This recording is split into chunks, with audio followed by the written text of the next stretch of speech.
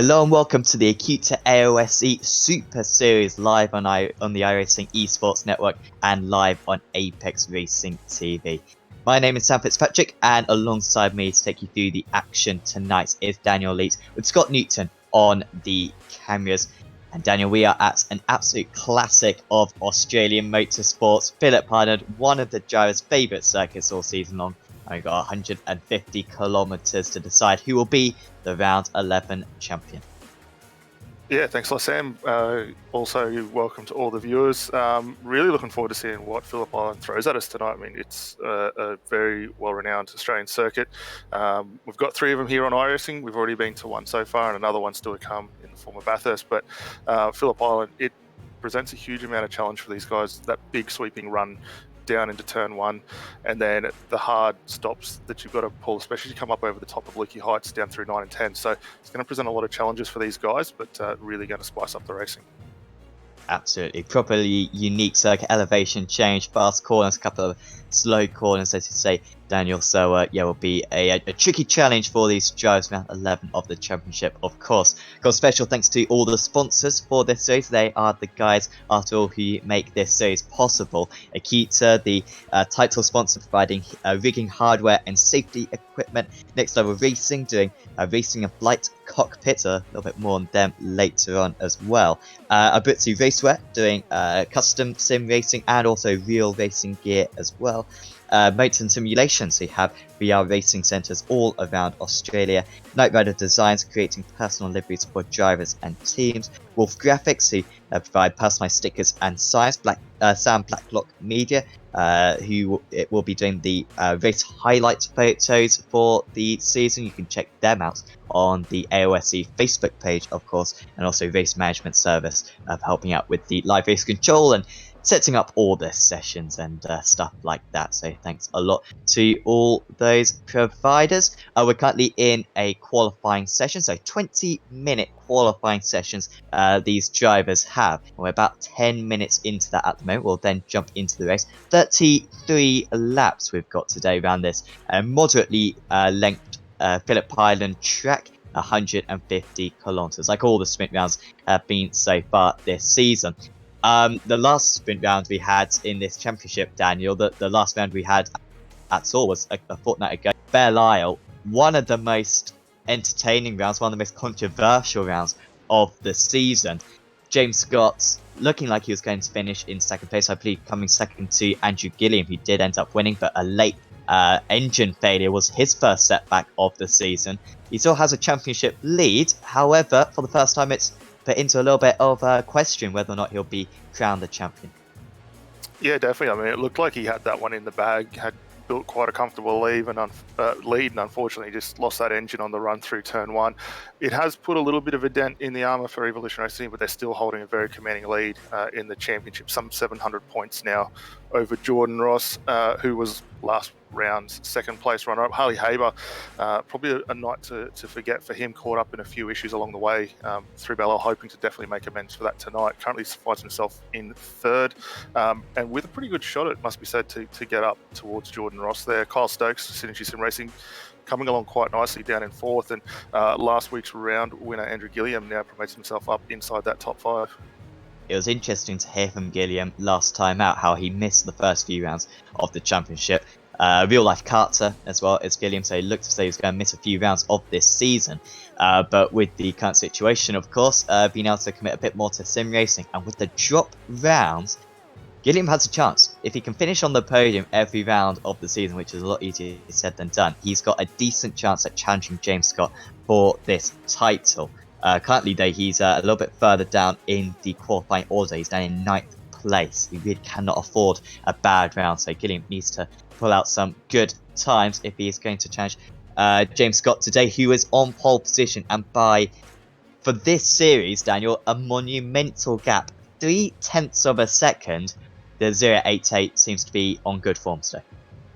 Yeah, the car's looking really good out there tonight. We're just riding on board with him at the moment as he works through the final run here. But yeah, got that car working very, very nicely and putting in some really solid lap times. Haber a little bit further behind, 0.3 as you say off for United Esports. and he's actually just jumped up into second, getting past Bradley Ryan. We also just seen Jack Boyd now for Gone Rogue Motorsport slotting himself up into the second position as well. So the times are starting to come down. The track's certainly getting a bit more rubber into it, and these guys are really starting to fly.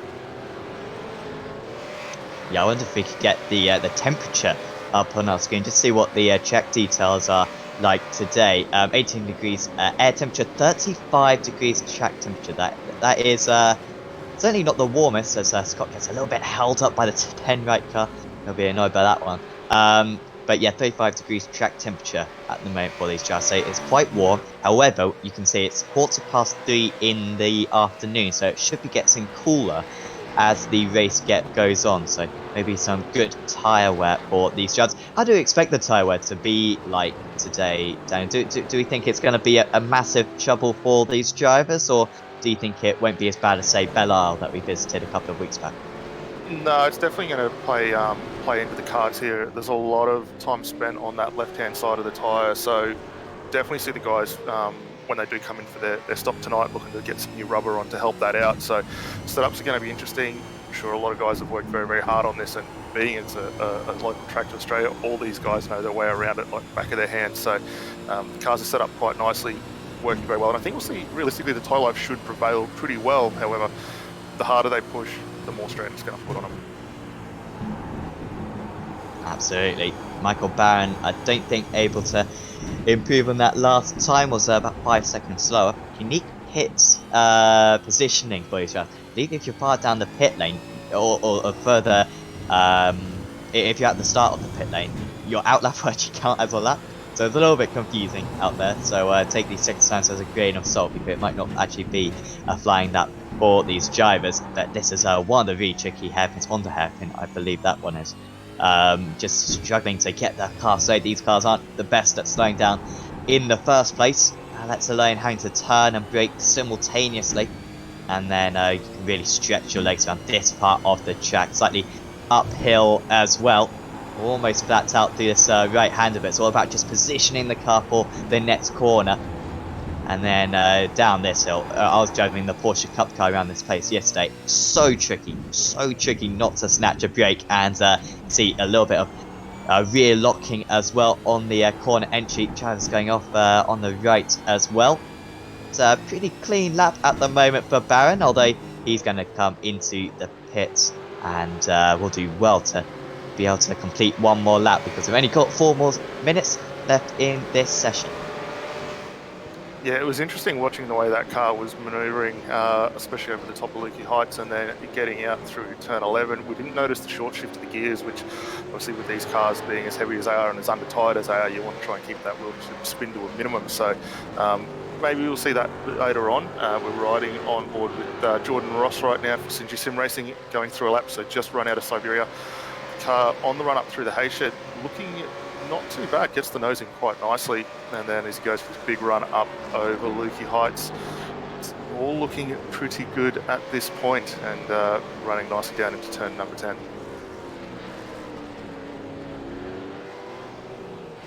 Yeah, all very neat and tidy at the moment. So tricky to find a bit of clear space as well for you to set these lap times. But seems like it's been a pretty clean run for Ross. Personal best first sector. Decent second sector as well. Let's see what he can do that final corner. So much fun in whatever car you drive. A lot of extra grip, and he remains in third place. It's not an improvement for him. And if you have been looking at that at the top of those standings, maybe Hinds with a good lap to play himself up into fourth, but not a whole lot of movement. But that is mega. I mean, quite big gaps though between first and second. But then behind that, it's hundredths of a second between each of the drivers, all the way down to, what, 20th place? Yeah, definitely. The gaps are very, very tight. And it's really what we've come to sort of expect with the Aussie community and the V8 supercars. They're really well on par. I'm really surprised still to see as much of an advantage as we've got for James Scott. But everyone else, when you look down throughout the order, it's only 0.02 of a tenth between everyone, so there's not a lot in it. Thomas Hinds going for his run down into Honda Hairpin. Let's keep an eye on how this thing breaks, and not snatching a break, so that's looking not too bad. One of the redback cars just off in the gravel trap there as well, so ordered lap for them. But Hinds looking pretty good at the moment. So perhaps just warming up at the moment. He's got one more lap to go, because once the drivers cross the line, they can finish the lap that they start. So look at the amount of drivers out on second as well. Quite a few in the pits at the moment. I think that's probably their qualifying over. Although I wouldn't bet against a couple of them exiting the pits sometime soon. There's a bit of a gap you can just see in the 45th position car occupying that gap going into turn 1 at the moment. But no, still watch out for see if anyone can improve. Boyd is on his out lap. James Scott as well is out on circuit. Yet to see if he's reset any mega sector times. I don't think this is a superb lap time for him at the moment, but Boyd lining this one up. He's perhaps the most likely challenger to Scott, but this has got to be absolutely insane for him if he's going to get any closer.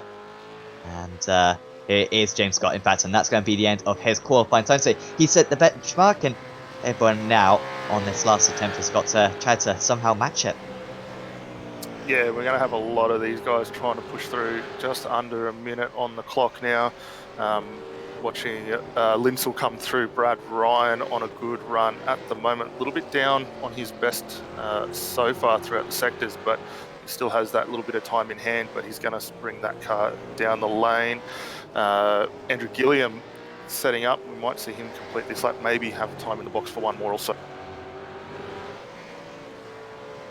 He's just going to reach the line in time. Not sure if he's going to have enough fuel though to be able to set that lap time. Here's Harley Haber as well, but he's on an out lap. Here's Boyd then. He's halfway around this lap so far. I'm looking at his sector times. Yeah, I'm not quite sure how this lap time has been for Boyd so far, but at least he's got a bit of clear air, and also a bit more cloud cover as well, which might cool down the track slightly in these last couple of minutes. So here he comes around this final corner. A little bit of a divot on the inside of that final corner, which really helps turn the car once you stick to the apex. So here is Boyd then. You can see no personal best sectors at the moment. He crosses the line, and once again it's not an improvement for him. About a 1/10.5 slower than his best lap time. So maybe track has just almost rubbered in too much, got a little bit slick out there, and these times just not quite improving at the moment. Here's Sean Linsell. Personal best second sector for him, also Reese Keane improving out there at the moment, so currently 14th place for Linsell, and he crossed the line to do a 28.4, and he doesn't improve either, just not quite a good final sector for him. And Jane McKnight, though, currently in 20th place, he is improving significantly, just coming round the final corner. I think that's him flashing the lights. And McKnight moves up into 15th place, so fair lap time for him. Yeah, good solid run there. A couple of more guys coming over. Gilliam not going to improve on that one. Oh, wow, no, second place. Oh, actually second, that's a big one. Yeah. Well, we were talking about Gilliam. If he's going to challenge for the championship, he's got to do a good qualifying. Well, that was spectacular for Gilliam, just as it looked like all the best times had happened. It's suddenly he puts in that phenomenal lap time, Gilliam, to put on the front row of the grid. And with a long run down into turn 1, and with a turn 1 where the inside isn't necessarily a big advantage, Gilliam has a chance to perhaps take the lead right off the bat. So that is going to be fantastic to see him and Scott go at battle on this lap 1. Yeah, it'll be a really good shot here. Hopefully Gilliam can get the jump off the line, the run down to 1, as you say. Going to be interesting to see, but you've also got that big opportunity down through the Southern Loop and heading off. So anything can definitely happen, and we can certainly see a few passes getting made on this open. Yeah, it's going to be an important opening lap. Not necessarily the easiest track to overtake round, certainly a risky track to make any overtakes round, as I believe we are going to get the grid up, and it is James Scott on pole position. Andrew Gilliam quarter of a second behind, one of the biggest qualifying gaps we've seen all season long. So great qualifying for him. Jack Boyd starts in 3rd place, then it's Jordan Ross, Thomas Hinz, Harley Haber starts in 7th, then it's Brad Ryan, Carl Stokes, Kenneth Latter, Sam Sutton, Marlon McCullen, Dylan Carroll, Adam Briggs, Sean Lindsall, Jamie McKnight, Damien Johnston, Andrew Dyson, Michael Barron, Brian Borg, watch out for him from 19th, Christian Smart, Michael Diantrich, watch out for him as well from 21st, Jacob Knight, Jet Bennett, Greg Sharp, Tom Freer, he'll be dangerous. All the pursuits in racing drivers qualifying a little bit further down than we expect them to. Gavin Cox as well there in 26th, David Kimmon, Reese Keane, Aidan Luthwaite, Rob Bowden, Daniel Misdale, Clint Shane Smith, good to see him out there, Scott Gamble, Paul Preston, Casey Mann, Wayne Taylor, Marty Hansen, Jamie Stovall, Todd Parks, Brett Hender, Grant Keynes, Nathan Tregarthen, Chris Barnes and Tony Gaffer rounding out the 44 cars. You can see 1.8 seconds covering the entire field. Insanely close in qualifying. What are we going to see in this race? We've got 20 more seconds for the drivers to get onto the grid as the lights are now about to come on. So it's James Scott, championship leader, his championship rival Andrew Gilliam alongside him on the front row of the grid, and we are away for 150 kilometres at Phillip Island. Scott versus Gilliam. Scott has got a very good start, and it looks like James Boyd might be able to move up into second place straight off the start. 3 wide further down the order, and Boyd has been able to get past Gilliam, so fantastic start for him. Poor start for Misdale, who's dropped way down the field, but great start for Boyd, like I said. Ryan up a couple of places, he's up into 5th. Poor start for Carl Stokes, an awful start for Thomas Hines, he's gone from 5th down to 12th straight away. Yeah, really awkward start there for Thomas. He's going to have a lot of work to do. Likewise, Kyle Stokes dropping 3 spots off the get-go as well. So everyone, as they run down into Honda hairpin, looks like it's all pretty good. We've still got quite a bit of 2-wide action. We're going to see that for the majority of this outlap as we get underway here. And everyone getting off reasonably well. No major issues, which is what we want to see. But yeah, really opening up everything. Yeah, Scott broke that little bit of a gap, so he wasn't under pressure going into Honda. However, Boyd with pretty good pace on this opening lap, he's maintaining the gap now and holding behind Gilliam pretty impressively. That's a shame for Gilliam. Gonna maybe have to do something on the strategy to retake that second place a bit later on. Off the circuit, I'm seeing is Andrew Dyson, who had got a good start, was up a couple of places, and also issues for Talianchich and Sharp. They're dropping down the order, down at the second hairpin at the moment, so massive shame for them, dropping outside the top 20. In fact, they've dropped outside the top 40 even, so a few drivers get too involved in stuff, but certainly no pilots. We're seeing as the gap between the top 2 very close, a bit of side by side further back. This lap 2 of this 33 lap race, and I think that was a ball just staying ahead of Smart going into turn 1. Yeah, we've got Sam Sutton and Adam Briggs going a bit of side-by-side around Southern Loop. Looks like we're going to see Briggs get that one squared off, but Sutton's certainly going to be in for a run to get a move done here. Also got Kyle Stokes hunting around in the back, so these two are looking for a move, and Sutton just pokes that nose in. Yeah, not quite getting alongside, so unfortunate there for Sutton. I mean, it's tricky to pinpoint where the overtaking spots on this circuit is. Is it just going to be turn 1 because you've got that long draft down the pit straight, or is it going to be the Honda hairpin perhaps where you can go for a bit of a dive? Where do you think the drivers will kind of think their best opportunity will be? No, there's really about 5 or 6 good opportunities to get, obviously, run down through 1 and 2. You can certainly make a move done. Down into Honda is going to be absolutely critical, and right here down into 10, if you can get the car slowed up on the inside, snatch those gears quickly and get underway, you should be able to pull a pass off. Don't think we'll see anything. You might get a run down the inside here down through 12, which if you can get the traction, certainly open it up, but 2 wide through here, I would not want to be out on the outside. Perhaps when we see the tyres fall away later on, perhaps some more opportunities will be able to come up with just struggling for traction outside the corners, and also struggling to get to the apex for the fronts to grade. Probably will be the fronts that go off first in this event, but I was saying earlier on, the track should cool down, so the second stint for these drivers, they usually pit just before half distance. Maybe that second stint will be able to last a little bit longer, those tyres. So drivers forming into single file on the most part now. We've seen Damien Johnston pretty close to Marlon McMullen at the moment. Here is that battle just going into Honda hairpin, but no chance there. But 2 wide, 2 deep with Andrew Dyson seemingly losing out a couple of places, I think, to Carroll and Kimmond. Dyson with a poor start. Haber is behind these two. I'm not quite sure what happened to Haber because he started up in 6th place. He's outside the top 20 and trying to fight his way past, similar round to Belle Isle at the moment for Harley Haber. Or as he makes contact and almost gets shoved off the circuit, almost had to go onto the grass on that occasion. So yeah, not having it easy at the moment. Here's the United Sim Sports Joe now goes for it into 10. Or very sideways, and eventually giving up on that one was Kimmond, and it was a matter of time, that one for Haber, but he was not holding back. Not at all. Really aggressive move from Haber down into 10, and we'll see him probably pick quite a few more spots off on the run down through there. He's now got Andrew Dyson just in front of him, become a really good tow as they work their way across the start-finish line for lap number 4.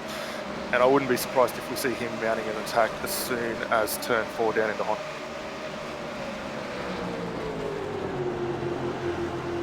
Scott Gamble as well, a bit further down then.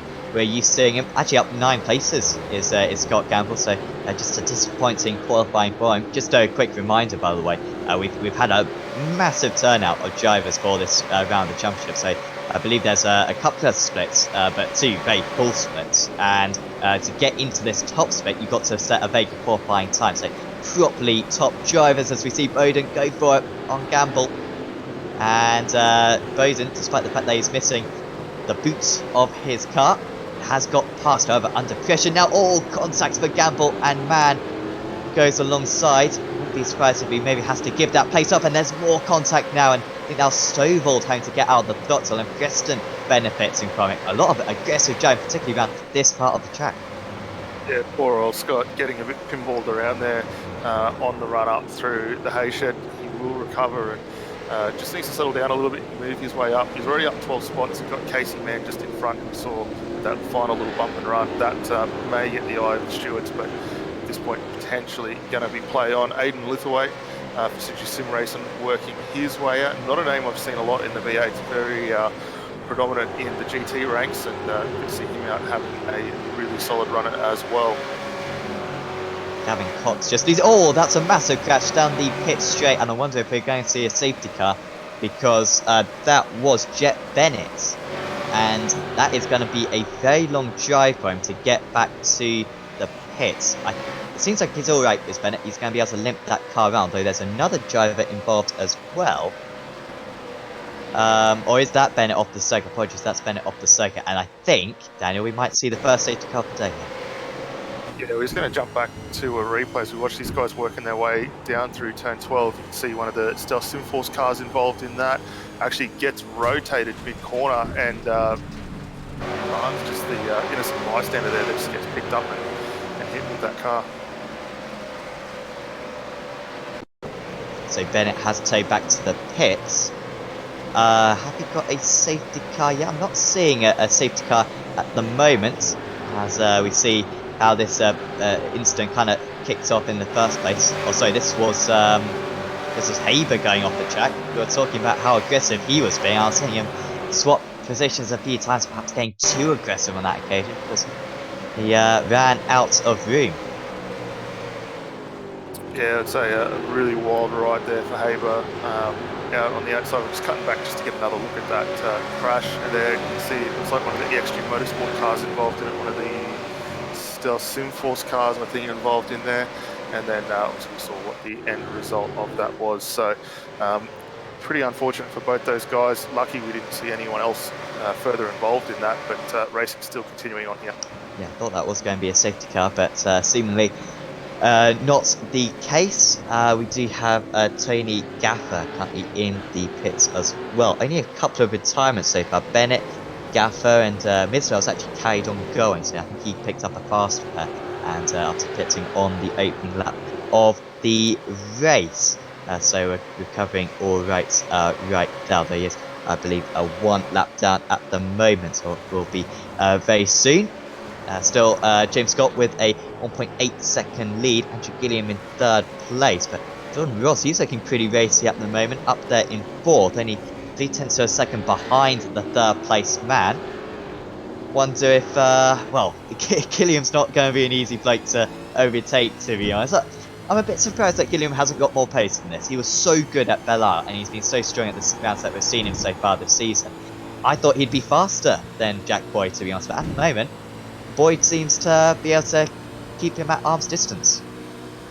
Yeah, Boyd just a little bit quicker pace in that car at the moment. Just looking at the lap times last couple of laps anyway, he's been just marginally quicker, which is ultimately keeping him ahead there. Ross and Gilliam almost trading identical lap times in about 0.03 of a second, so not much between them at all. And if anything, maybe Ross slightly being held up at this phase, but Gilliam's coming on pretty strong, having a solid run to what we saw last week out at Ballisle. Just very, very consistent, getting on with the job, hitting the marks. But it's almost like James Scott hasn't missed a beat here, really starting to extend that gap almost to 2 seconds at this point. And as he comes through a little bit of lap traffic, one of the stealth cars just running wide through Siberia, going to let all these guys go. So great awareness to try not to get involved in that. Yeah, that is a good joke from the 411. That is Tony Gaffert, like I was saying earlier, got a pit stop on the opening lap to pick up a fast track, and it's totally out of position at the moment. So yeah, doing a good job at letting past a few of the quicker drivers right there. We go back to Carl Stokes in 13th place, has won a couple of team races, I believe, so far this season, alongside James Scott. Certainly has finished on the podium, at least, in the 888 machine. He just nips down the inside. I don't think that's going to turn out too well for him. Almost a quarter pound his rival as well. And then going into the final corner, there's not a whole lot you can do, but, well, he thoroughly disagrees with me on that matter. And he does stick it down the inside, and it looks like it's going to be a very nice move there from Stokes. Brilliant move into the 18th place. So 17th place, even with their hints coming into the pits. I'm not quite sure why Thomas decides to do that. But yeah, nice move there from Stokes. And well, you were right earlier on, Daniel. There's plenty of opportunities overtaking around this place. And that final corner certainly does seem to be possible. Yeah, definitely. If you can keep that wheel spin, as we say, to a minimum, you're definitely in with a really solid chance to get a couple of moves off. Obviously, we've seen some good passing down into 10 with the likes of Haber, and then Stokes just setting that move up to get the run. He'll come back for another opportunity. Kenneth Ladder working his way through now past Sam Sutton, Adam, and also Adam Briggs as well. So he's on a bit of a move at the moment. Sutton maybe just dropping back just a fraction here, but Briggs certainly not letting him go, as these guys now scrapping over 6th, 7th and 8th. They got 4.5 seconds, fortunately, back to Damien Johnston. Johnston, by the way, up 7th place. A lot of kind of big movers so far in this one, which I don't really feel like we've seen them move necessarily, but just really nice launches. And it's a tricky start around this circuit where the inside and the outside, the turn one, can work well. You've got such long corners, and you kind of have the outside turn one turns into the inside for turn two. A lot of it is just a lot through often, and it's very narrow as well. So a few guys just absolutely nailing that launch and benefiting really from it. There you can see the positions against Smith as well down in 19th place. How strong was sorry, Clint Shane Smith, that is, not Sam Smith. But no, he's up to 19th place at the moment. Side by side with Stokes versus Borg, and Stokes is continuing this good momentum, and he's past Christian Smart now. So he's up into 16th, got 3 seconds to catch up to Tom Freer, but this is a really nice pace at the moment for Stokes. Well out of position, obviously. He's down 8 places from his start, but doing much better than Haber at getting through these midfield runners. Yeah, Stokes really working very well. Actually, really surprised to see dragging Christian Smart along. Obviously, we saw that pass only a lap ago through 12, and Smart not letting him go hanging quite tidy there. Borg, actually, if anything, probably having a little bit of a difficult night out there. The car not coming to him as much in this early phase. Going to get a move actually put on him by Clint Smith as well, as they work their way up through the hay shed. It's going to be too wide here, very tricky spot to be in. Then you've got Rob Bowden just keeping an eye on, and we're almost 3 wide as the guys head up over the hill. Looks like Bowden might be the beneficiary from this. Almost completely stuck on the inside, almost boxed in. Right there was the 0-17. Bowden goes down the inside, still lucky that. Oh, and there was a mistake in the end from Smith, and completely broke what was expected to happen through that corner. Really disrupted the drivers behind. Coming into the pits is Brian Borg. So you're saying how he was struggling. I wonder if he had a bit of damage on that car, but it seems as though this is maybe the earliest time you can pit and get to the end of the race on fuel. But your tyres are going to be absolutely destroyed by the end of the race. It's going to be a sitting duck. So I think really the earliest you want to come in is probably maybe lap 14. I'll leave you with 19 laps to do in your second stint. That should last better later on in the race. But this pitting this early, that seems bold, but I think a bit too risky. Yeah, we've got a really wide pit window for this race. We're looking anywhere between lap 10 and 23 for these drivers to come in tonight. So for the likes of Borg coming in, obviously lap 9, he has got a huge amount of work to do with that car and trying to bring it back. So potentially you're looking at maybe a tyre pressure change just to help get that car back into the sweet spot. Focusing here, Kenneth Latta, Sam Sutton, Adam Briggs, these guys still fighting out for this 6th position. If anything, gaining a little bit of time advantage now on the back of Brad Ryan. And you can see also there Jordan Ross Gilliam also involved in that little train just ahead. So these guys a little further back really starting to work their way forward now. Yeah, some good pace for them. You see James Scott with a 29.0 on that last time. Then got Boyd 29.4, Gilliam 29.3, Ross 29.4, Ryan with a 29.7, and then Latta 29.5 for him. There you can see the gap between Latta and Ryan. It's stayed pretty similar, 3/10 of a second initially, and up to 1 second. So just stretching his legs at the moment is Brad Ryan. Making a small gap. Sean Lindsall has just gone off the circuit. Drops down to 15th place, does Lindsall. We might be about to find out what happened to him in the 554 cut. Looks as though he might get a little bit of a tap from behind. A tap on his side, if anything. Yeah, and lose just a couple of spots. I think that might have been Dylan Carroll involved in that. We're just going to cut to another run. You see the onboard, it's Carroll right in behind. Just sneaks the nose up the inside. A little bit of a nudge in that rear quarter panel. Able just to, that's going to be a tough one. Definitely going to get the eye of race control to keep a look at that one. But yeah, pity for Lindsay there. Drops quite a few spots as a result. Lindsall left the car's width on the inside, but didn't leave a whole lot more than that. So the contact maybe was a little bit more avoidable from his viewpoint, but certainly the stewards will have a look at that and see if that yielded a penalty at all. This is for 6th place, Sutton versus Latta, and it looks like Sutton is going to make this one. And look at as well goes Adam Briggs. Brilliant run down the outside, loads of grip for him. However, it seems like the outside for turn 2 is the grip here, and retaliating is his rival. A little bit too much grass on the inside, and they can remain side by side. Now, he's got the inside for Honda. That's probably how this battle is going to break. And just got to be a bit deeper on the brakes. Great braking there for the 72, and he stays ahead. That was superb deceleration right there, and he gets ahead of Latta. He's had a miserable couple of corners there, drops from 6th to 8th. Yeah, definitely be able to come back though as a result of that, but you can see how good that draft is for Sutton.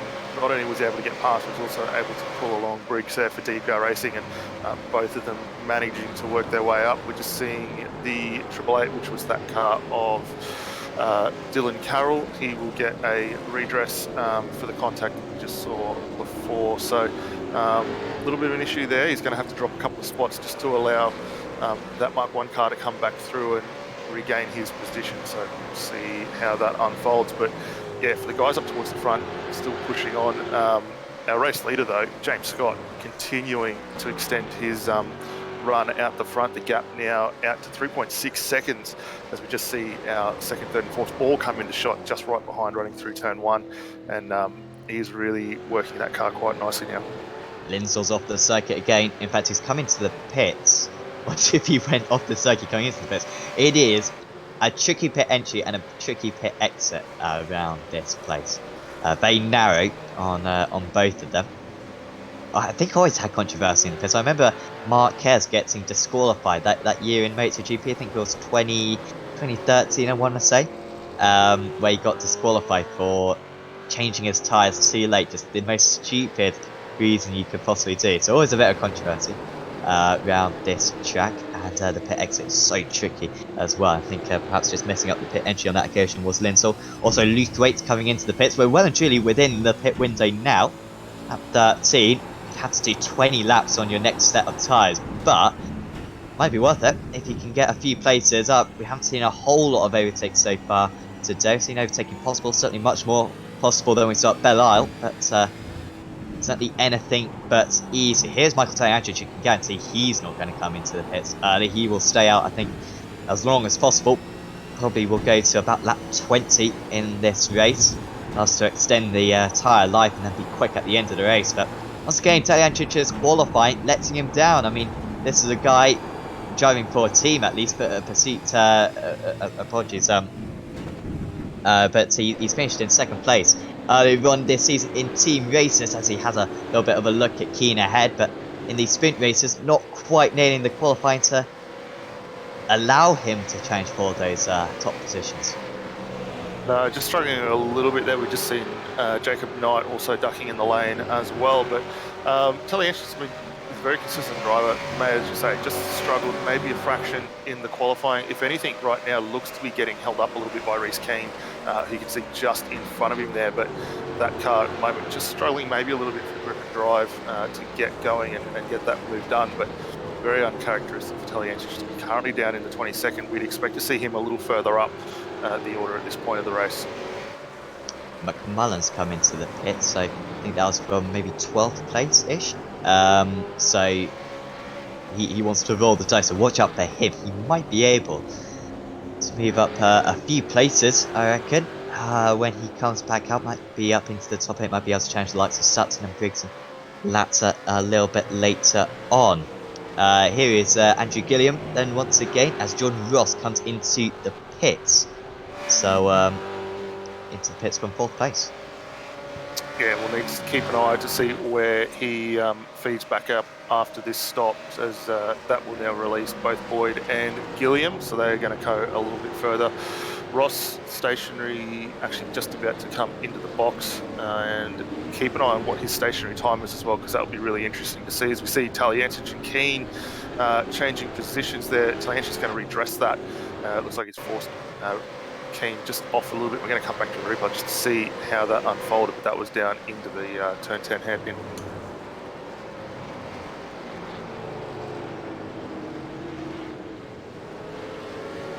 You watch both of them, they were side by side through the hay shed, which is not a spot where you want to be. And Taliancic just escorting him a little wide through 10. Quickly jumps on the anchors though to redress. Both of them will lose a couple of spots, however, as a result of that. And they're now going to find themselves in a very solid battle with Wayne Taylor getting involved. There's an off for Hender and a few others. Keane as well. Both off the circuit. What has happened here? This is down at turn 2. And this is live pictures of them getting back onto the track. There were 3 of them involved in this battle, or 4 of them even. I think 3 of them went off the circuit though. So this is Hender, 3rd in line. Oh dear, oh there's a spin just ahead. And, oh massive contacts for all of them. And then going way off the track, almost into the sea.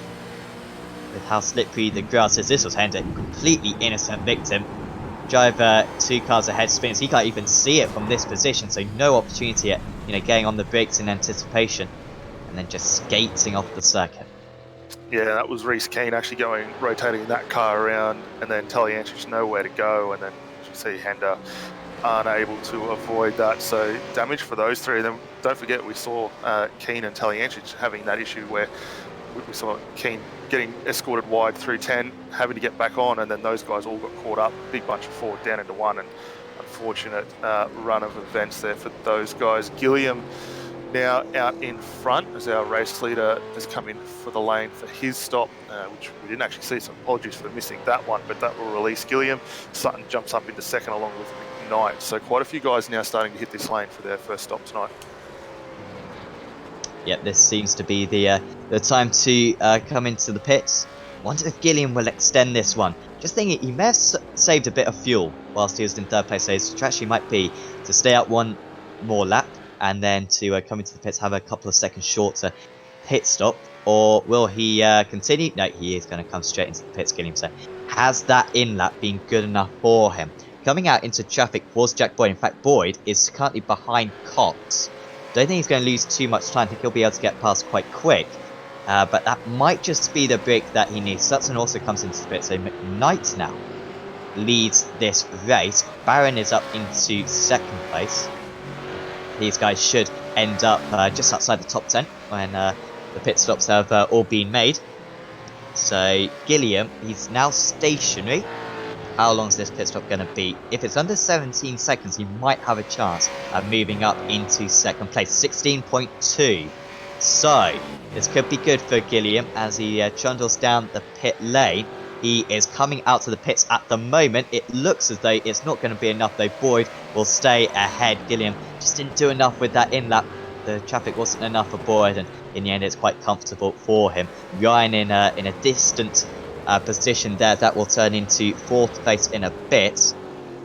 So, well, this is going to be tricky now for Gilliam. He's got one lap fresher tyres, but from that first stint, it's tricky to see him passing Boyd because Boyd was just so consistent.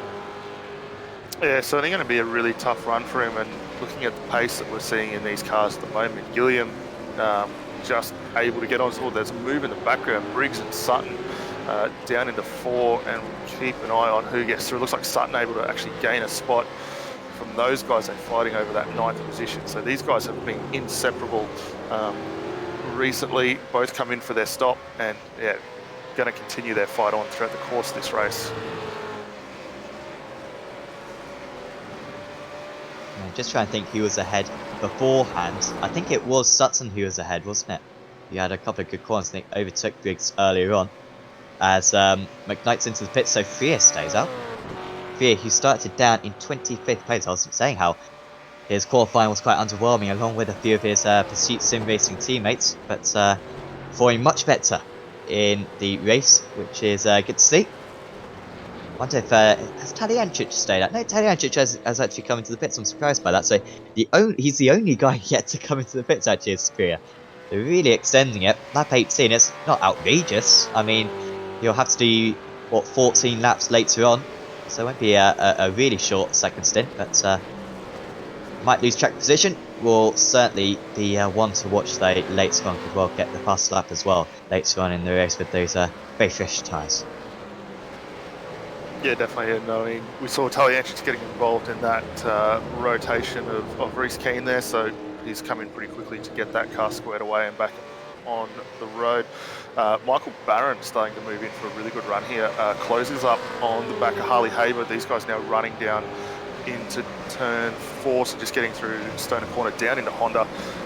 Not quite close enough yet for Barron, so he'll have to wait at least another lap, but really starting to apply the pressure to the back of Harley Haber. So Haber, of course, came in quite early, didn't? Yeah, so Haber came in on lap 10. So he's got hopelessly old tyres.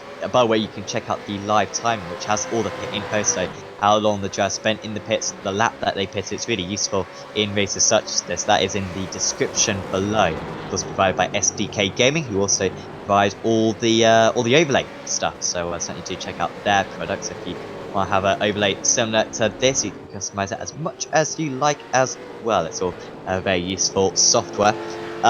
So yeah, Haber's it's going to be a long race for Haber. He's used to overtaking these types of drives. Instead, he's going to have to defend. And it's so easy right now for Barron to stay close, who came into the pits really late. 7-lap fresher tyres, but Haber's no slouch, and he's sticking to the inside. Going into turn 1, can Barron wrap his car around the outside through 1? Will have the inside for 2. He's understeering, and he almost goes onto the grass. He does go onto the grass.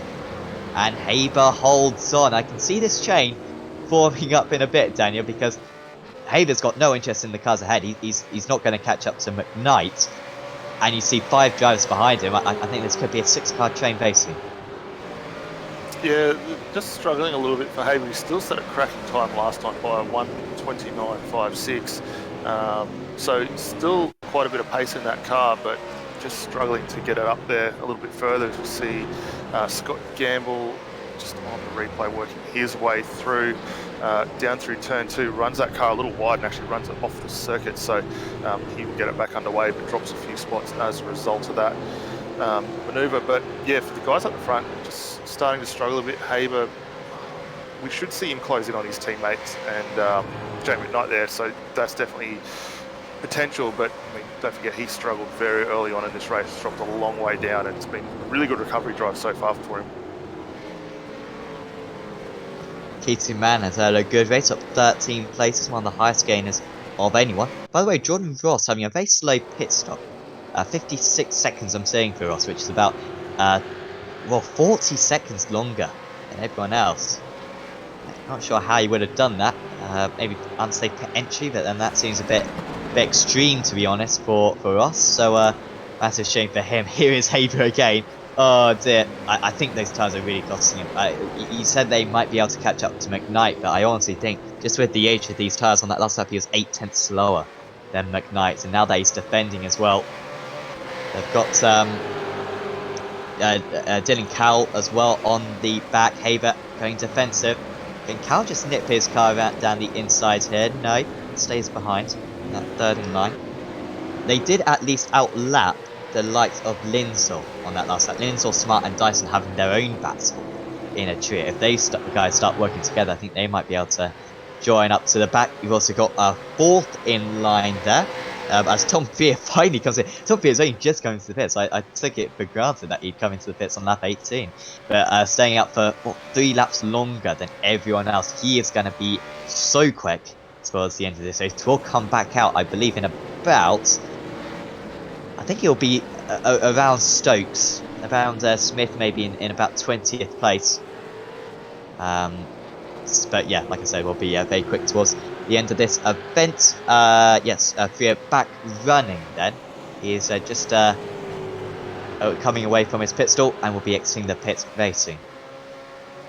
Christian Smart still working on the back of Sean Linsell's, bringing along Andrew Dyson. These guys now running down the front straight. You can just see Tom Freer on the exit there. He will drop behind this battle as they fire down into turn 1. Actually, Linsell's struggling a little bit mid-corner, runs that car a little bit wide, but Smart looking for a move, thinks about getting that nose inside, just not quite able to do it. Tom Freer going to get himself involved on this little 4-car train. As you see, car running very, very wide on the exit 2, but I don't think it's going to impact these one. That was actually Michael Barron, so a little bit further up, and Barron drops further behind, but Smart down the inside gets that move done.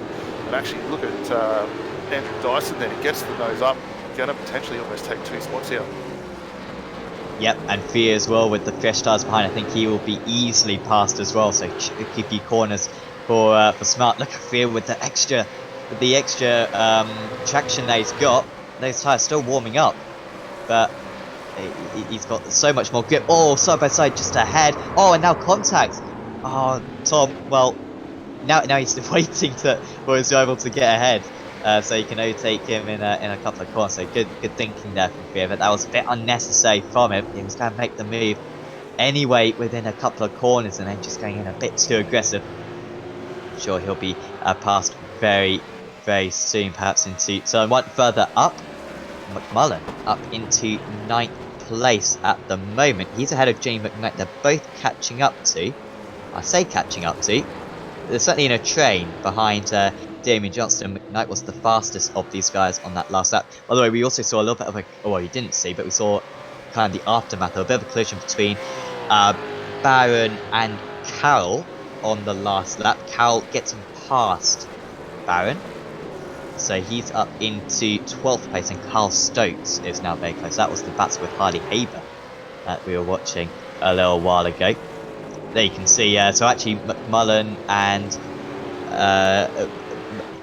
and Johnston actually changing positions rather recently. Johnston up into 8th place. That change happened a couple of laps back.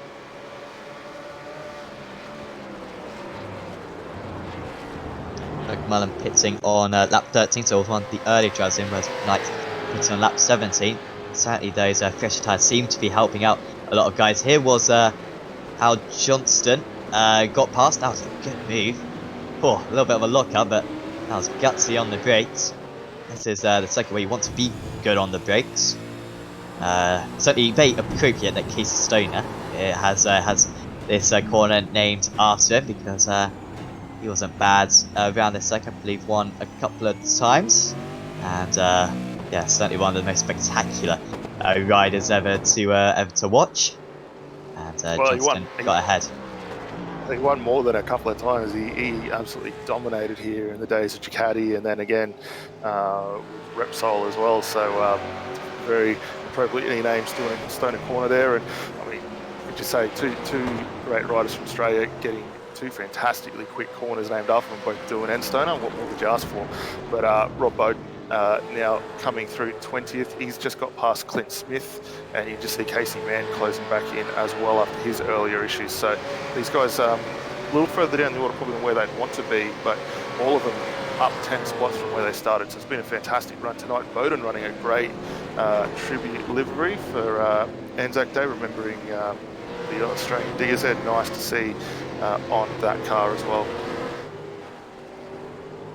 Yeah, some spectacular liveries as always in this series, which is great to see. Unfortunately, I always say it, but there's a lot of blue on some of the liveries, which is a bit a bit annoying to distinguish between them. But certainly, they all look fantastic, and that Tank's one looks especially good, it must be said.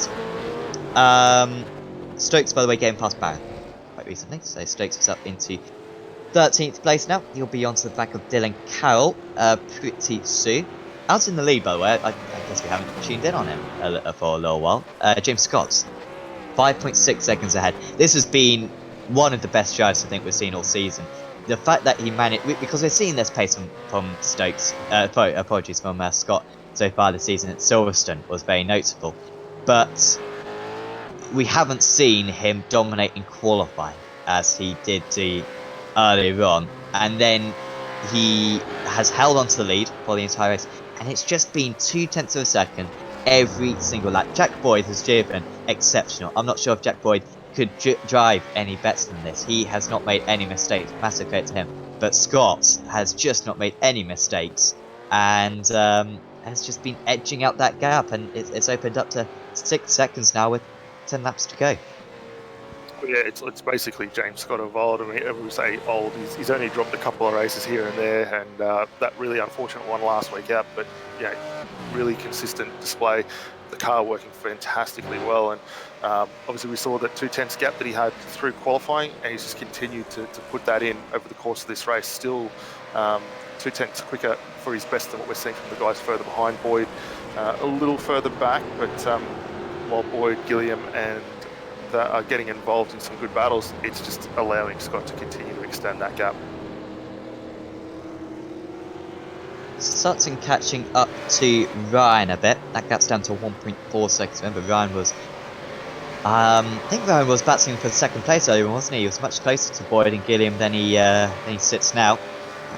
But yeah, Sutton closing that gap down, was 0.2 of a second faster on that last tour. Adam Briggs as well in 6th place, but not making too much of an impression at the moment. Not really too many really tight battles for the top 10 places. McMullen and McKnight pretty close as well. Got a nice battle between Stovall down in 25th place at the moment.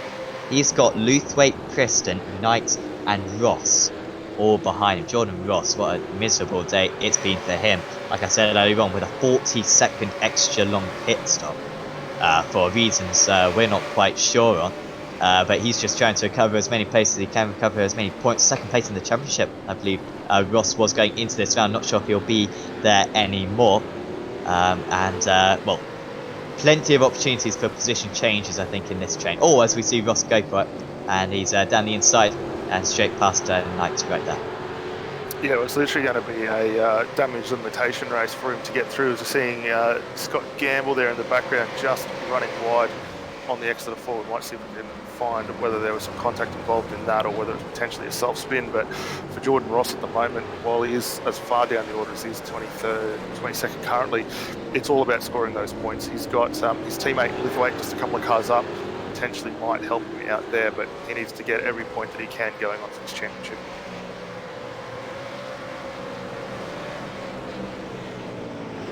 Yeah, so next up for him is It's Paul Preston. Luthwaite, by the way, came into the pits on lap 12, so he was really early in. They all pitted in pretty early, to be fair. Preston pitted on lap 16, actually, so he should have a bit extra pace. But at the moment, as we got side by side into turn 2, not quite the opportunity for Stovald. Seems like Kimmond is the slowest. He's the one who's holding them up as Scott Newton helps me out trying to get the point across with and off. That's Knight. Whoa. Well, he's got decent tyres as Knight, but dropping it on traction coming out of turn 2. Just too eager, was losing pace it seemed to the drivers ahead, and just a bit impatient on the throttle here. Yeah, you see him just run that car a little wide, tries to use the throttle to rotate it, and around she went. Lucky to just maybe glance that little dirt barrier there, but gets the car back underway. Now he will drop back behind Scott Gamble, and he's going to come under pressure, under fire already from Gavin Cox right behind for MFR Racing as well. So a little bit of an awkward one there. Didn't lose too many positions, but we'll get back underway. Stovald, though, however, has got a mirror full of Lithuate on the run down to 10, and in the background you can see Ross trying to put a move likewise on David. Is that Paul Preston there as well? So it's all happening in this little group before. And Carl Stokes has moved up into 12th place in the last few seconds past Dylan Carroll. So he's up into 12th place now in Stokes. So making some good progress at the moment is Kyle. But I think we'll stick with this 4-car chain at the moment. And yeah, still Stovald defending resiliently against Luthwaite. There goes Ross down the inside.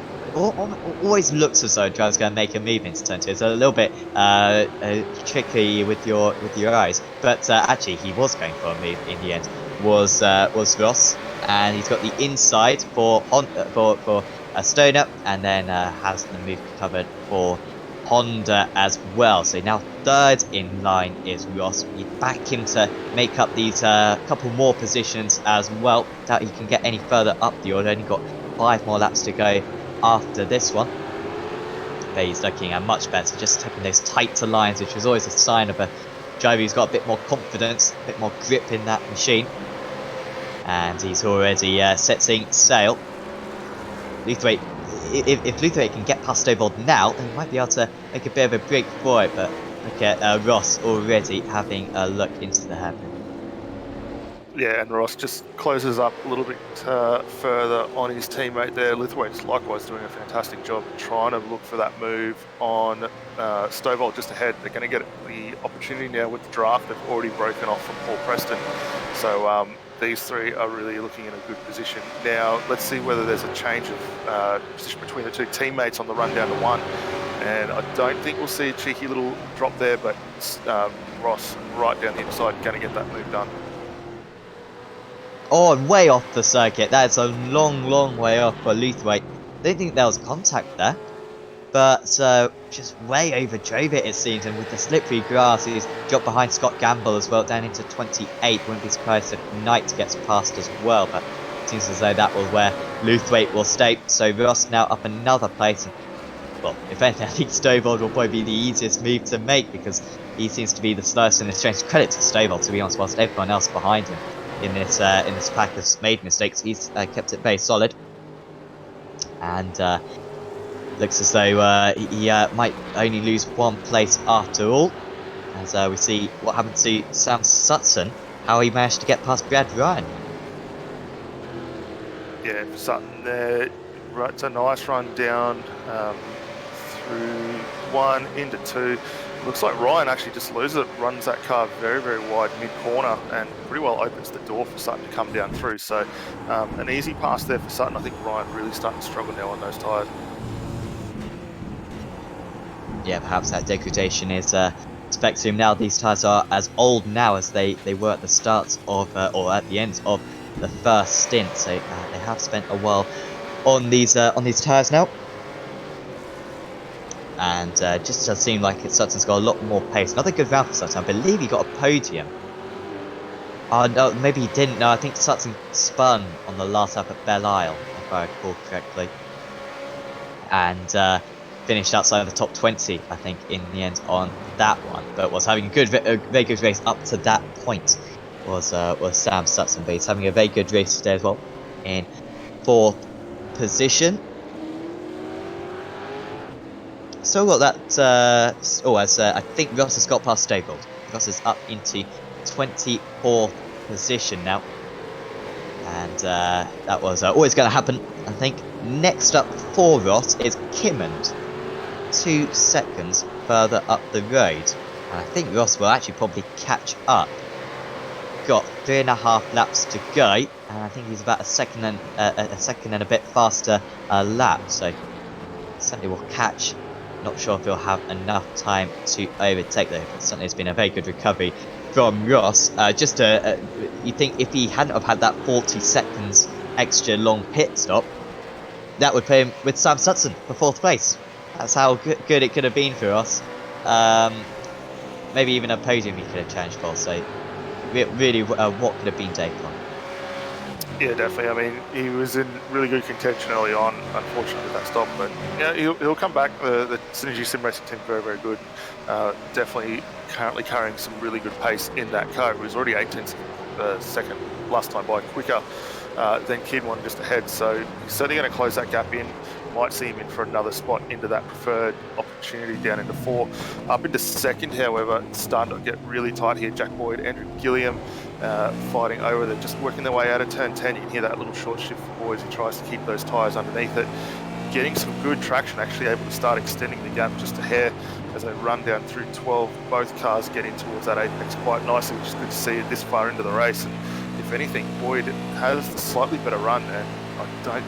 Looking at this, Gilliam not going to be in, but watch out for the draft here as he fires down into 1. I've been watching the gap between these guys, and for the vast majority of this race, it's been at about 0.6 of a second. In the last few laps, it's gone down to about 0.4. So Gilliam is getting a bit impatient. It's been a stunning drive from Jack Boyd with the consistency. I mean, whenever we haven't seen him miss an apex so far today. It's been phenomenal from him.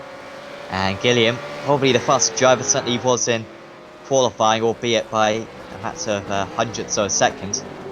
Just hasn't been able to make that advantage pay in the race. Just wonder if it was a mistake from Gilliam to come into the pits as early as he did. He went to lap 16, went 1 lap further on his first set of tyres than Boyd. Hindsight's a wonderful thing. I'm sure he would have preferred to go to a couple more laps, and then he'd have a better tyre advantage at this stage in the race. Johnston has got past Latter. They are going side by side. I think that's actually Latter defending from Johnston. Where were they at the start of this lap? Johnston then remaining behind. Latter is defending for all he's worth in 7th place. And they've also got McMullen as well catching up, and Jamie McKnight as well, all closing that gap right now. Yeah, Ladder really defensive down off Lukey Heights down into 10 there, closes that door. Pushing pretty hard at the moment in that Mark 1 Esports car to retain that 7th position. That'll be a fantastic run for him if he can hold station right now, though. Damien Johnston coming at him pretty quickly in that Gone Rogue Motorsports car, and they're having a very good showing. Obviously, Jack Boyd out front in 2nd place for them, and Johnston coming through, but as you say, not too far behind McMullen, McKnight. If anything, Haber also starting to close in towards these two as well. So a little bit further down, but plenty of time. Well, 2 laps still on the clock here for them to get their way through. Credit to Haber how quick he's driving. I was writing him off earlier on, thinking that he was going to be falling backwards, but then there was a bit of that battle between Carroll and Barron, broke the gap, and since then Haber's pace has improved a bit, taking the pressure off him. Taliancic, oh, well, what could have been for Taliancic? What? I don't even know what happened to Taliancic. He's so far down, but certainly got involved in something. And he is trying to get past the 555 car at the moment of Gavin Cox, who's another driver who had a pretty tricky round. Has Cox down 4 places from his start. I think he was turning as high as 20th place earlier on, but quite far away from that at the moment. We are on the penultimate lap of this round 11 of the championship.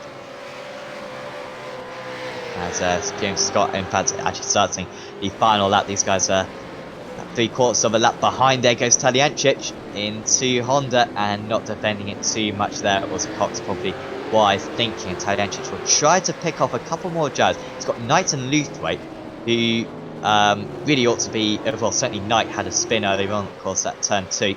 Oh, Knight's really struggling with those rear tyres, so I'm struggling coming out of turn 2 earlier on.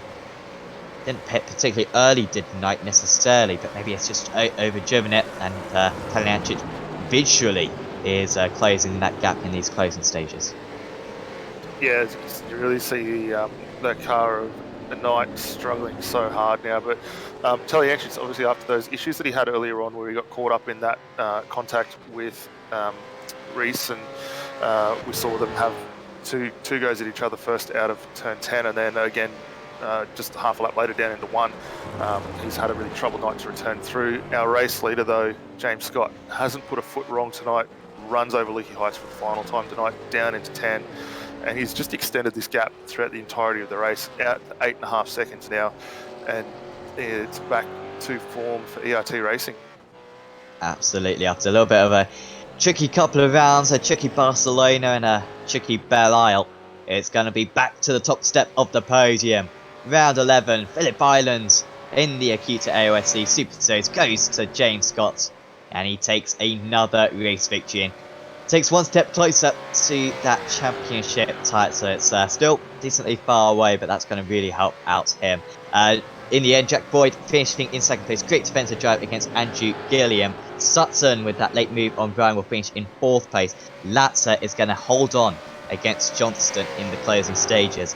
Carroll and Barron still quite close to one another. Doubt there's going to be a change though for 13th place between these guys, and yeah, certainly does seem like there isn't. Stovall and Preston are quite close to one another. They're just coming to the Leaky Heights now, actually coming out of that, and Preston without much of a chance on the run to the line. I think he will finish in 26th place, and doesn't seem like Taliancic is going to get past Jacob Knight either on the finish. So just coming across the line, wasn't the tightest battle we've seen for the race victory so far this season, but some of the best racing I think we've seen so far this season. We've seen today, Daniel, really tight racing, and clearly everyone knows this circuit so well.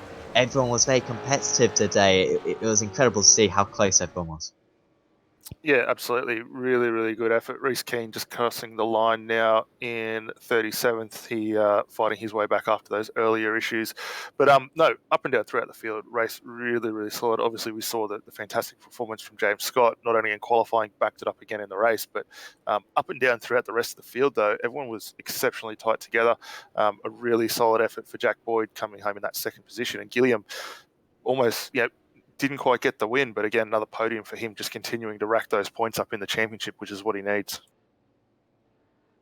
Absolutely. So, I believe we can take you through your final finishing order. I'm also going to see maybe who's got the Clean Driver Award. Marlon McMullen got 0 instants. So too did Brad Ryan. So I think those guys might share it. Damien Johnson as well with 0 instants. And James Scott as well, he got 0 instants. So a few drivers getting 0 instants today. So congrats to them. They're all going to be sharing the Clean Driver Award, I imagine. So congrats on that. There he is, James Scott.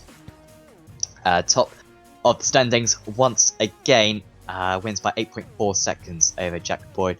Andrew Gilliam, half second back in 3rd place. Then it was Sam Sutton, Brad Ryan, Adam Briggs, Kenneth Latzer, Damien Johnston, Marlon McMullen, and Jamie McKnight rounding out the top 10.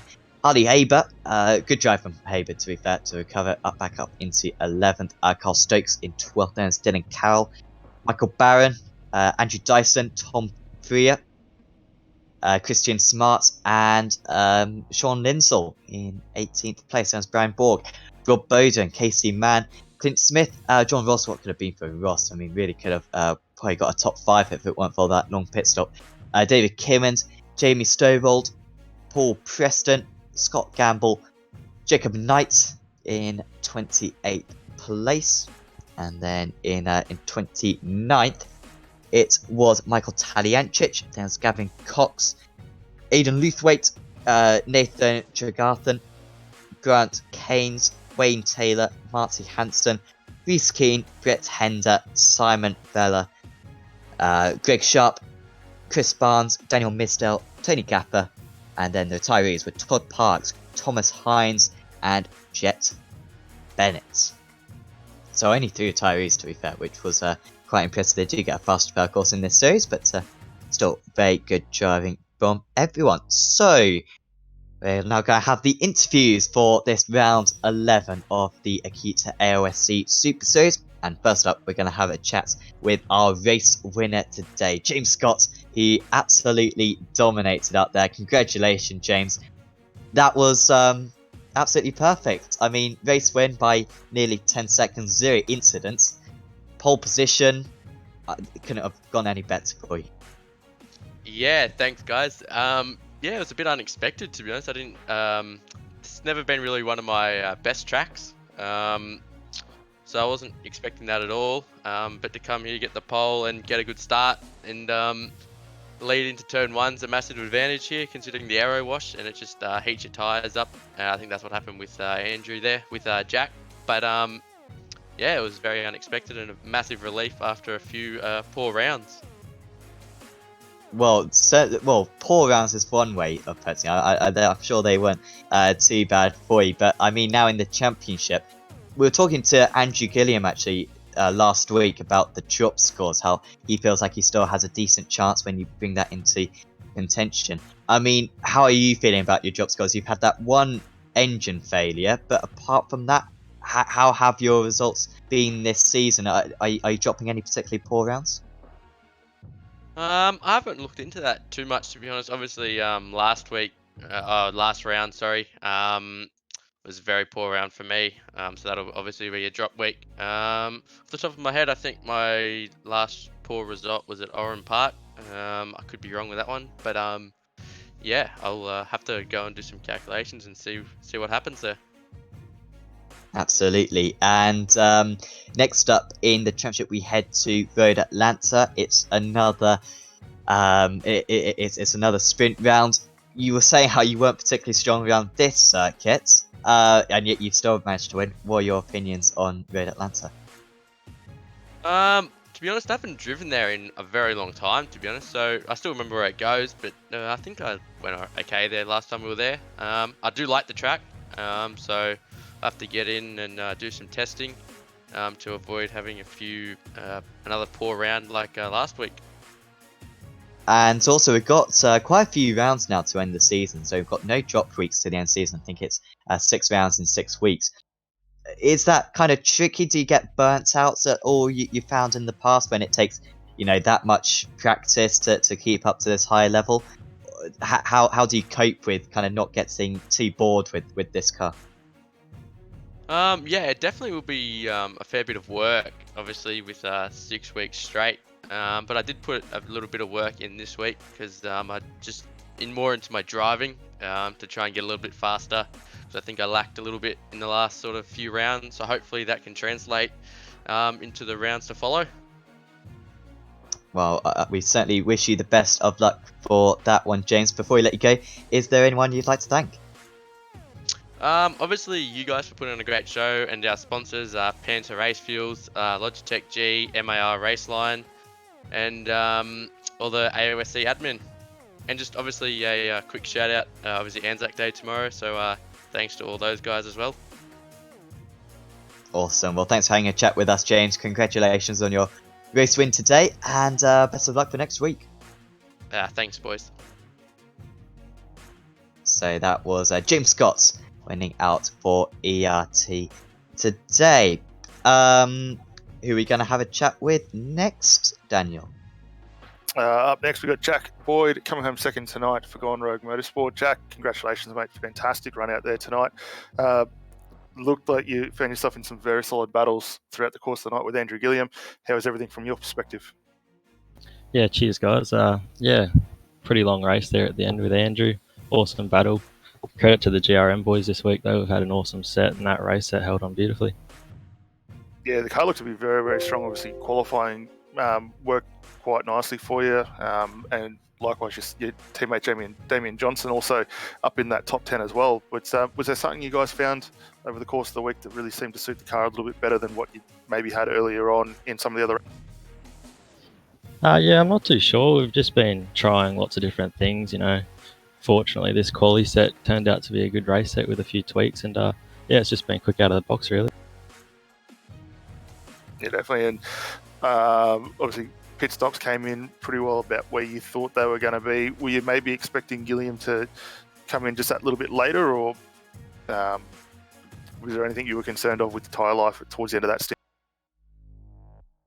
Yeah, it was definitely interesting. I was kind of expecting him to kind of go for the undercut, maybe stay out as late, but no, it played out alright, hit my marks alright, and yeah, right field.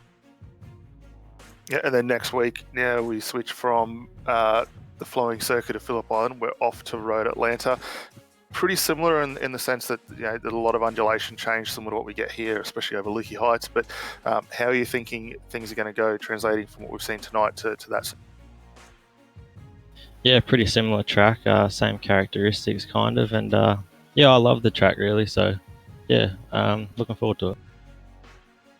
Fantastic. Well, before we let you go, enjoy the celebrations tonight with the boys at the team. Is there anyone you'd like to give a shout out and thanks to? Yeah, for sure, just all the boys at GRM, Chris, JQ, Stevo, Damo, all helping with the set. It's been great. Fantastic, mate. Well, again, congratulations to both yourself, the GRM team, first podium throughout the championship, and really solid run here tonight at Phillip. Cheers, guys. So that was Jack Boyd finishing in second place today.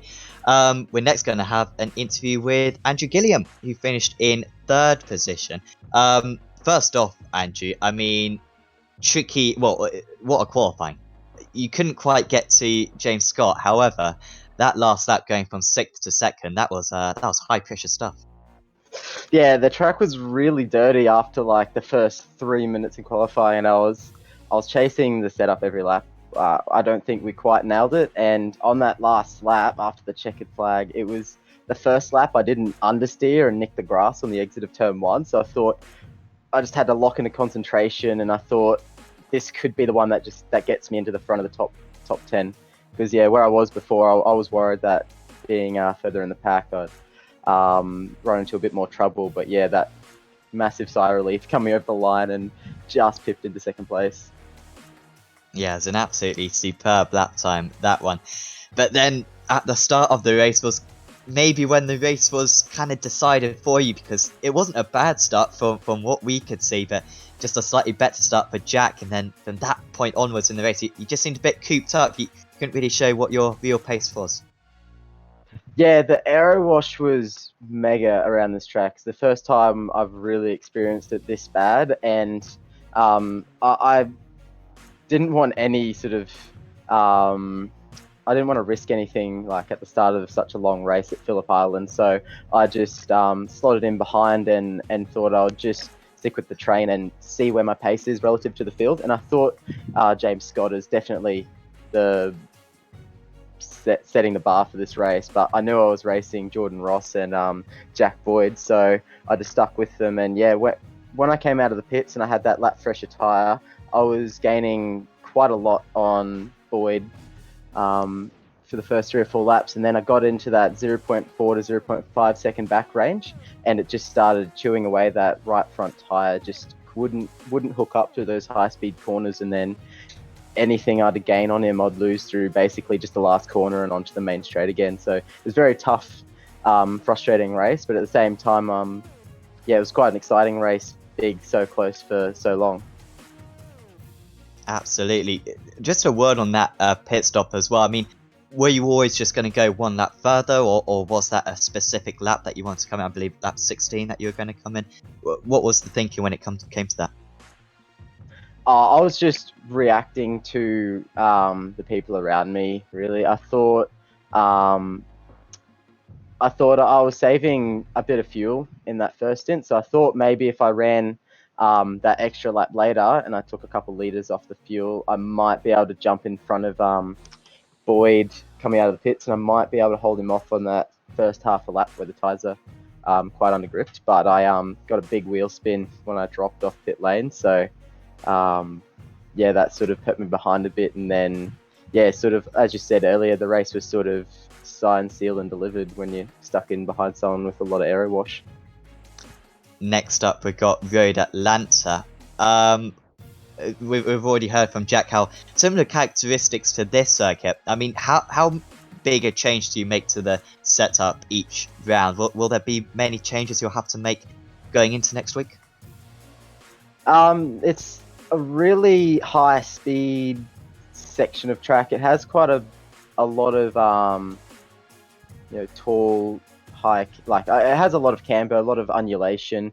There are sections of the track, especially down the back straight, where you can get to 100% braking force. So I'd imagine you'd make the car a bit stiffer, so it loads up the tyre more. Otherwise, you're just bottoming out the car through those like really high speed, high load sections, like the last corner and the bottom of the main straight. So yeah, there's a few things would change.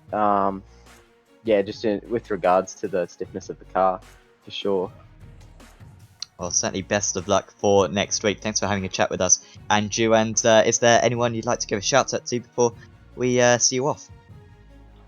Yeah, I'd just love to give a massive shout out to Track Racer, MXTV, and Six Gear Imagery for their support. I'd love to give a massive thanks to the team. We worked hard all afternoon to try and crack the setup, and we just couldn't find that last little bit to match James Scott.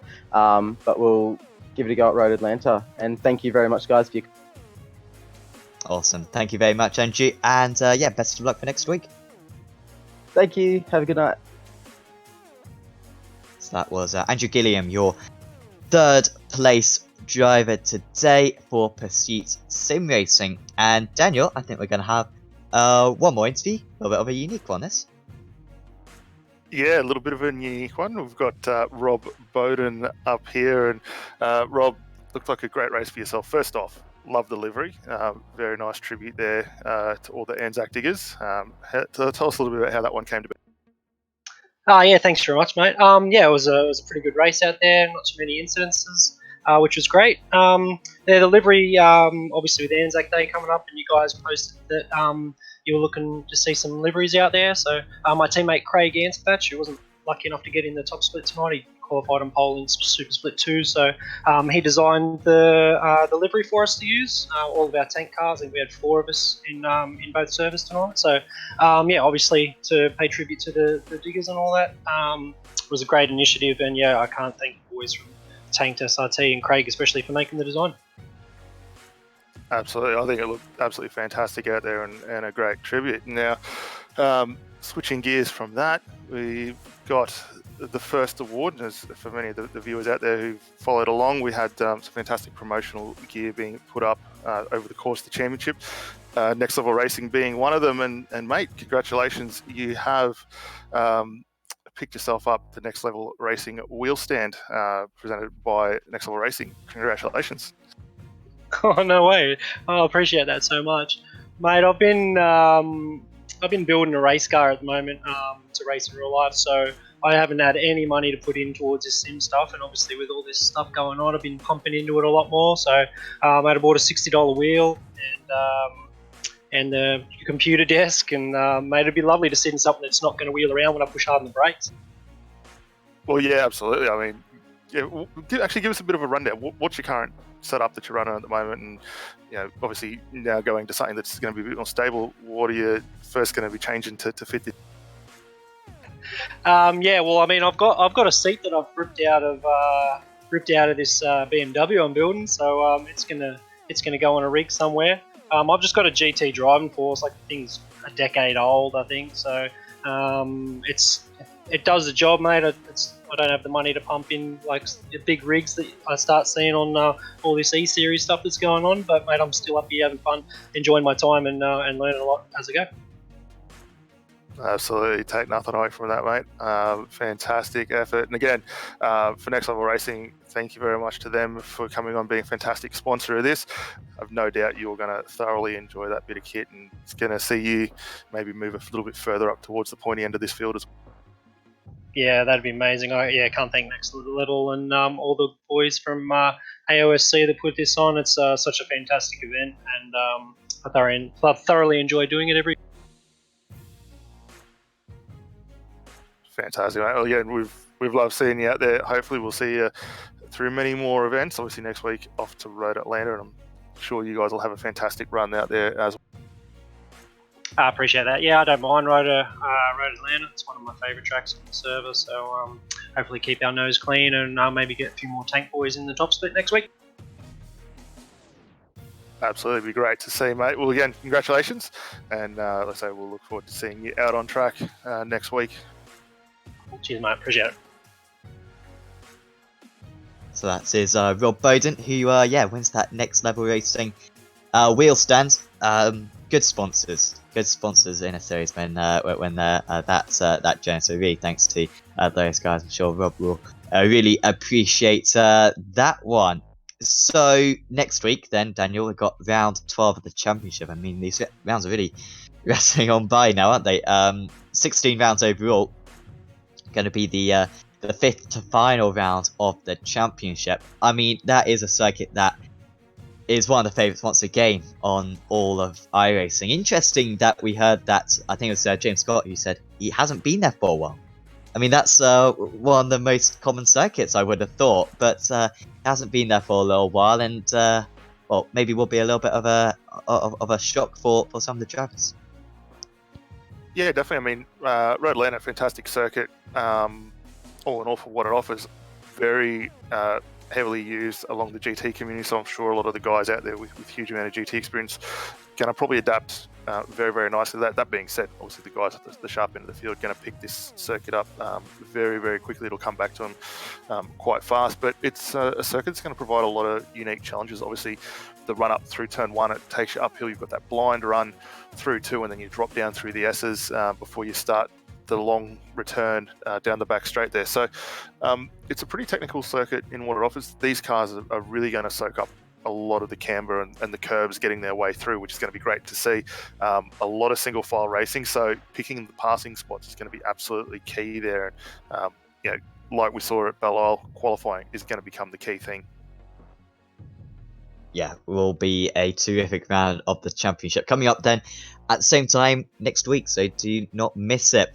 Before we close out, another fantastic thanks to all the sponsors of the series for making this championship possible. Acuta Solutions, of course, the rigging hardware and safety equipment. Next Level Racing, who of course provided that wheelbase. So absolutely thanks to them. They also work on racing and flight cockpits, so certainly do check them out. Abutsu Raceware, providing custom sim racing and real racing gear. Some terrific designs those guys produce. Motor simulations with BS racing centres all around Australia, so certainly do check out if they've got a place nearby you. Would be a nice trip, I imagine, after all this has settled down. Knight Rider Designs, creating personal liveries and drivers for drivers and teams. Wolf Graphics, doing personalised stickers and signs. Apparently they've run out of stickers, but not sure quite how true that is. Sam Blacklock Media, who will be doing the race highlight photos. Sure, there'll be some fantastic shots from today's round. That'll be on the AOSC Super Series Facebook page, and Race Management Service for putting up the sessions and helping out with the live race control as well. So thanks to those guys. Hopefully you've enjoyed this presentation by Apex Racing TV. Certainly if you have, please leave a like on this video and subscribe to the Esports Network. Loads of other stuff, so many real life drivers will get involved, so if that's your type of thing. No Verstappen in this race, but I'm sure if you post it enough in the comments section in each race that you join, I'm sure he'll turn up eventually, and we'll certainly check out all of them. Also, do please check out Apex Racing TV. We've got loads of events ourselves with, again, loads of real life drivers. Kokoro, I don't know what Kokoro means, but that's on later on Apex Racing TV. I recommend checking it out. There's a lot of real life drivers. All the drivers are real life drivers. So that will be on Apex Racing TV. Please do subscribe to our YouTube channel if you wouldn't mind. And also check out our social media as well. On Facebook, Twitter, Instagram as well. But for now, from me, from Daniel, and from Scott, we thank you for tuning in. And we will see you next week.